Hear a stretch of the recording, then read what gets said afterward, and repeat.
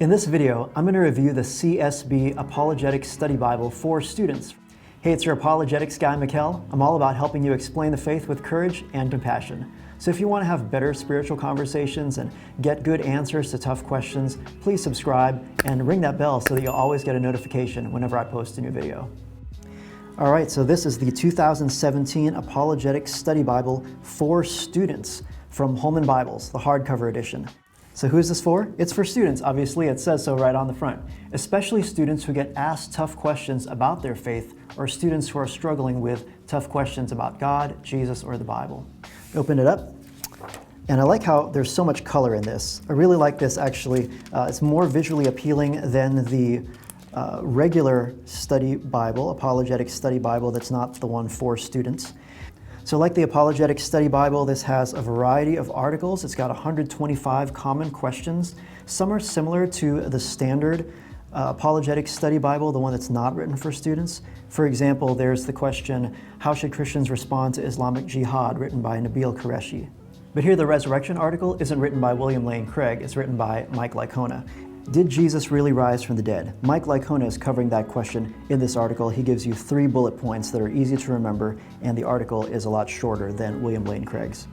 So now let's talk pros and cons. I really like how a lot of these questions sound just like the questions the students actually ask me.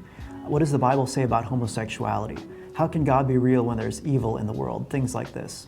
It has these twisted scripture notes, and these talk about 65 texts that are commonly misinterpreted by new religious movements such as the Jehovah's Witnesses and the Church of Jesus Christ of Latter-day Saints, the Mormons.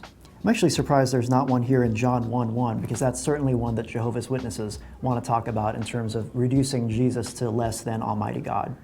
Each book of the Bible has an introduction geared towards questions that teenagers face.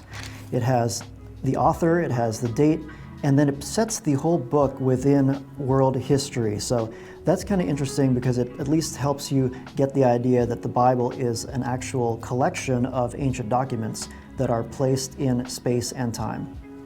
So just like the Apologetics Study Bible, this has standard footnotes and then an additional level of footnotes that explain apologetics issues and issues in the text.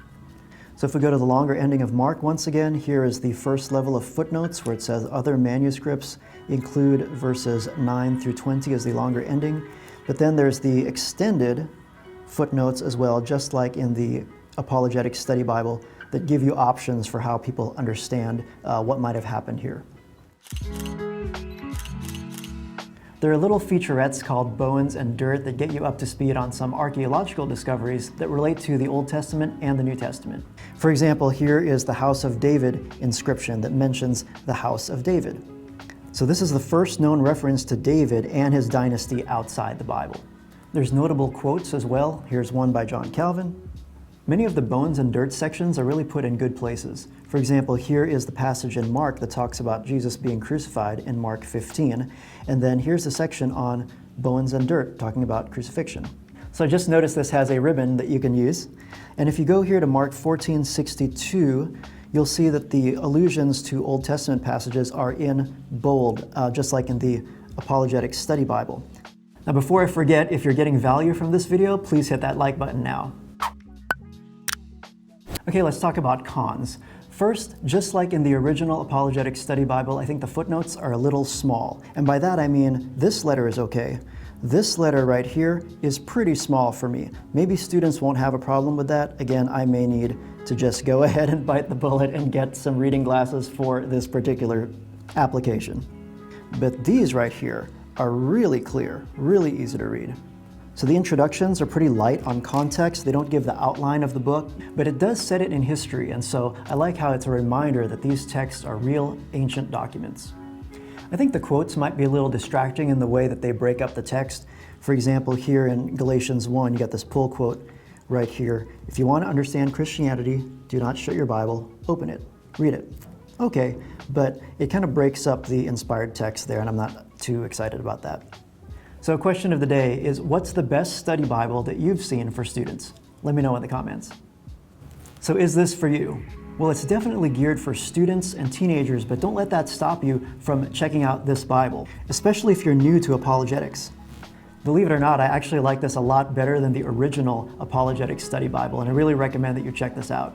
In terms of pros, I don't think you could actually put more apologetics content into a study Bible of this size. It doesn't have the Ravi Zacharias articles that I mentioned were an issue in the original Apologetics Study Bible, and again, even the paper is nicer. I really like the challenge and tactics sections here that help students use this information in everyday conversations, and honestly, most students have not read full books on the articles that are included in this study Bible, so I think it's a great place for them to start. Okay, so this is odd. This is a review copy that I got sent, and if you go to page 20, then all of a sudden you get this again, you get this, and you get the Apologetics Bible for Students, you get the introduction again. So for some strange reason, this totally got printed again. Make sure that if you buy this Bible, and before you give it to somebody, go to page 20 and see if for some strange reason everything was duplicated again up until page 20. Look at that. Make sure yours is not defective. So that's a con for this one. The other thing is CSB isn't really a very popular translation of the Bible, but it's not a bad one. It's somewhere between the ESV and the NIV, kind of like the Net Bible. So I really do recommend that you check out the Apologetics Study Bible for Students. It's a great resource. I actually like it better than the original Apologetics Study Bible, and it would make a great gift for the student in your life, the teenager who might be graduating from high school, moving up into college, or maybe even just for you. I'll leave a link in the description below so you can check that out. I'm your apologetics guy, Mikkel. Thanks for watching. Till next time, keep the faith.